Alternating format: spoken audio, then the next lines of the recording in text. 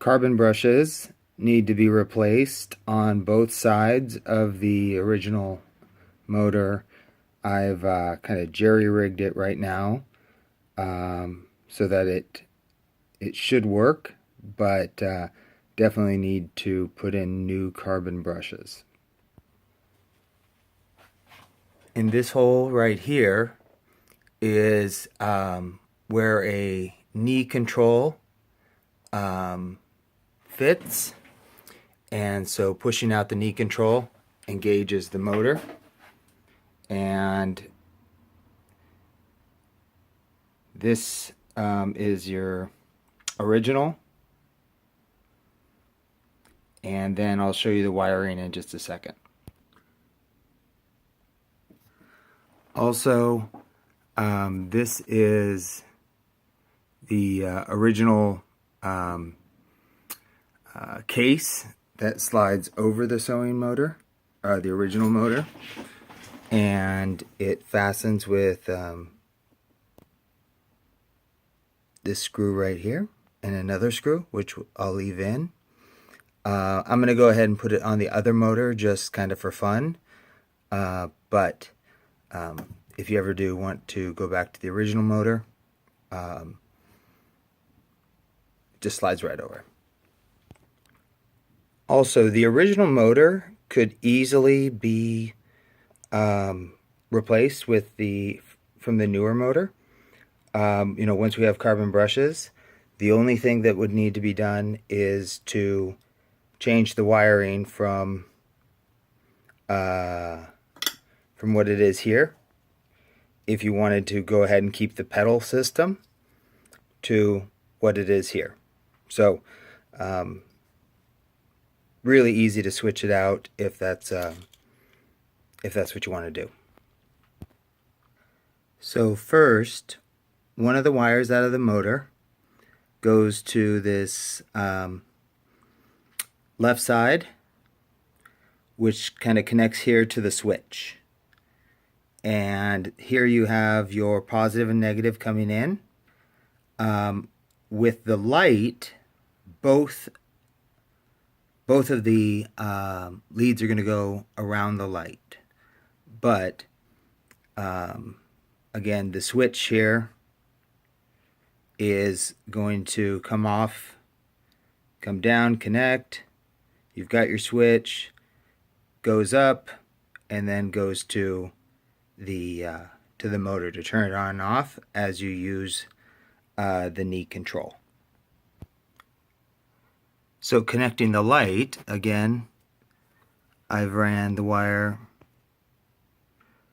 one here and then one to the other. So you have your always on positive, negative feeding the light. And then one of your cables here is going to connect to that other positive or negative, I'm not sure what it is.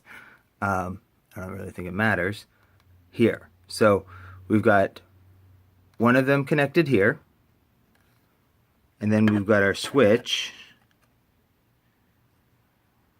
and then back up here where the other one is connected.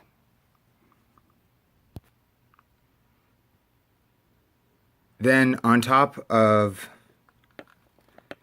the nubs, you hook in the power cable, and again, the light is always on, or it's got a switch for on and off, but it's always got power that way. So then what will happen with the knee attachment is this part will rotate, and these two electrodes will come together, creating the circuit, and then the machine, which is the motor will fire up when that happens. again, we need to get some new brushes in there.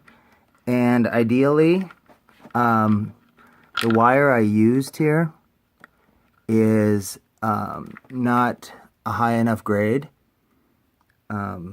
So replacing this wire